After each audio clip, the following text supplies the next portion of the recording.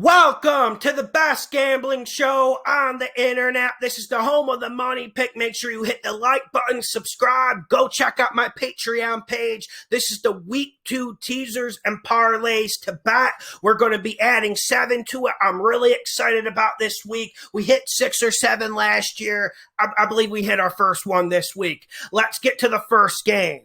I got the Carolina Panthers. They're at home. They're plus 3.5. The Saints are coming in. I'm going to take that 3.5, and I'm going to make that Carolina plus 10.5. And listen, I know with Sean Payton, there's always an element of suspense, and we always have to respect him. He's an absolute phenomenal head coach and maybe the best in the league at the moment in activity. But when I'm looking at this game, I think Carolina gets the run game going. I really think they're going to hit him with a little bit of run game. I think Matt Rule is going to incorporate the play action. I'm not excited about Sam Darnold. I don't think Sam Darnold's going to give the Panthers an awful lot this season and this game. But also, maybe we're getting a bit too excited about famous Jameis Winston. Maybe we are getting a bit too excited about the Saints offense without Michael Thomas. The Panthers defense doesn't have any stars, but they play fast, they play physical, and they play tough. That's what you need. Also, the Saints defense is going to give you that. That's why I think the Saints defense completely clamps down on Carolina. But I also think this Carolina defense comes to compete. I see nothing wrong with Carolina plus 10.5. Next game, we got the New York Giants, Thursday night football at the Washington No-Names. Right now, the Giants are plus 3.5. I'm going to take that up to plus 10.5, and I'm going to ride with it. You got Taylor Heineke playing quarterback for Washington. That's not the Washington we thought we were getting this year, and that's not really the Washington. That's not the quarterback this Washington offense needs, obviously. We'll see what Heineke can do. I think he's going to be decent, but this Giants defense is nothing to joke about, especially the front seven when it comes to stopping the run. So I think Heineke will actually be throwing it a lot. Maybe the Giants can force some turnovers.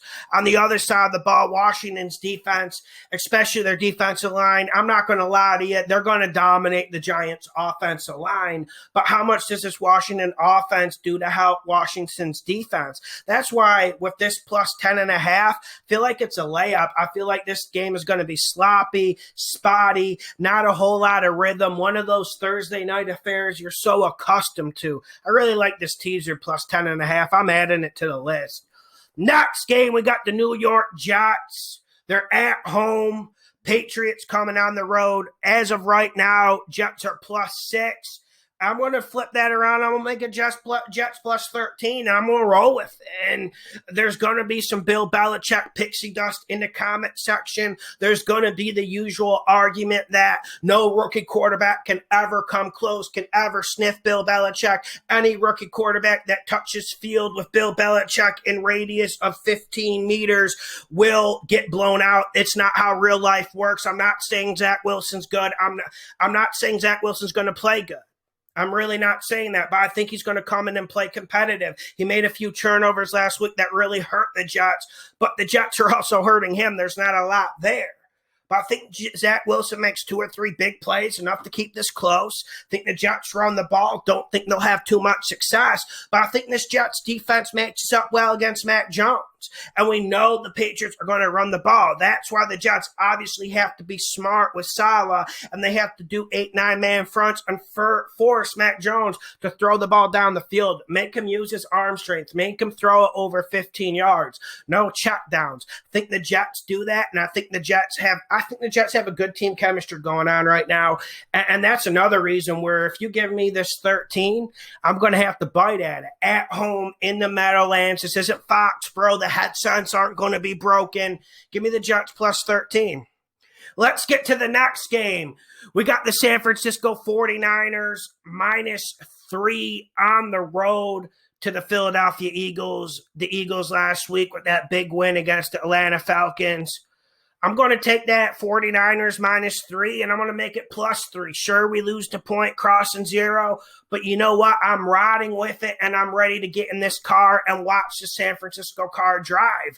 It really is like a pickup truck. It's fast, it's versatile, but it'll also beat the living hell out of you, and that's what I think the 49ers do this game. I think they're just going to be too tough, too nasty, too callous in the trenches against the Philadelphia Eagles.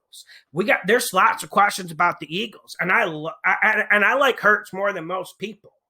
But seeing the hype about Hurts on Monday after the Falcons was even a bit much for me. It was a bit much for me, and I'm a big Hurts fan. You guys knew that because he won us the money with the Saints last year, against the Saints last year.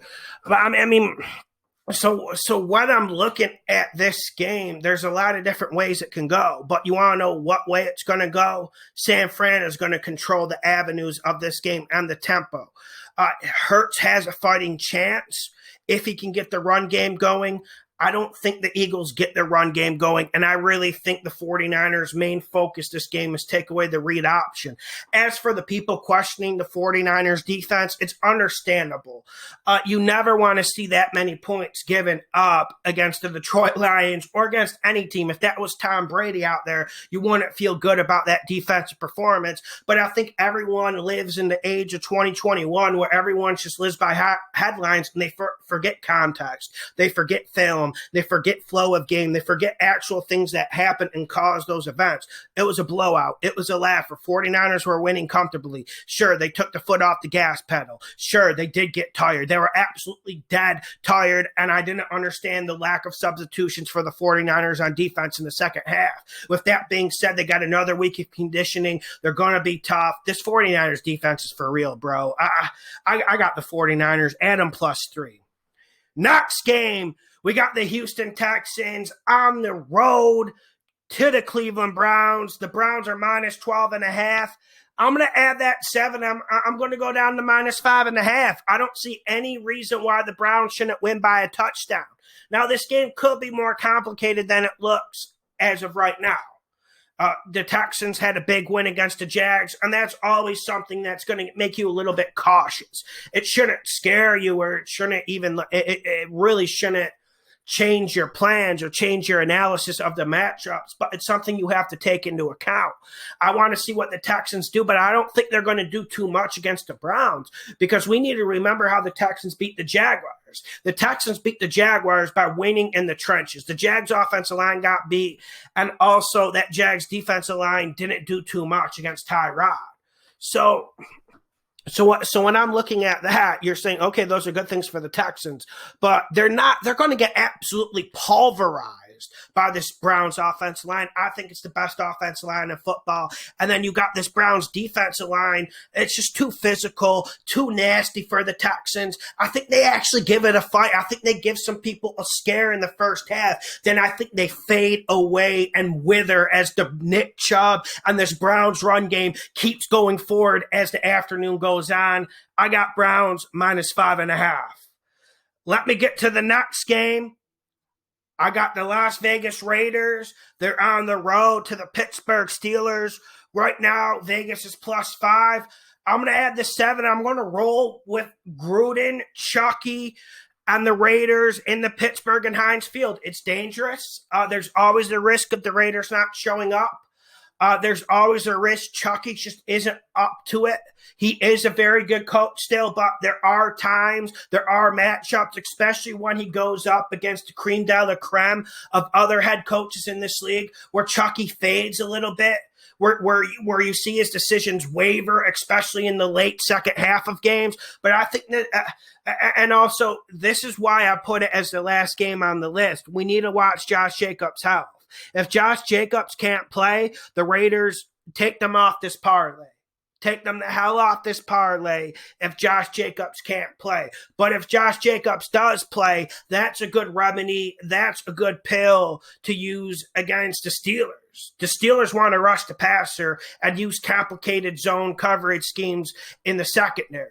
That's how they want to beat you. They want TJ Watt to be a superstar and completely ruin your game plan. Well, TJ Watt can't ruin the game plan if you give it to Josh Jacobs 25 times and run it right at him. I'm not saying run it to the left. I'm saying run it to the right down TJ Watt's throat. TJ Watt is small. I don't think he can physically stand it with big Josh Jacobs coming at him all game. That will help in the pass game. You give Carr some play action, some bootleg, let him get it out of his hands. Watt tires down, and then you're able to pass it and be able to block him. Watt is so good at pass rushing this year. He can absolutely take over a game. We saw what he did last week. We saw what Chandler Jones did last week as well. But that's how you control a pass rush. That's how you win on the road. You have to bring physicality, and you have to bring a run game. If Josh Jacobs is healthy, I think the Raiders can bring it. Hit the like button, subscribe, share the videos. It's the best gambling show on the internet. If you want to see every bet I make, go to my Patreon link in description. I will be live Friday afternoon for the live call-in show. Let's get this money.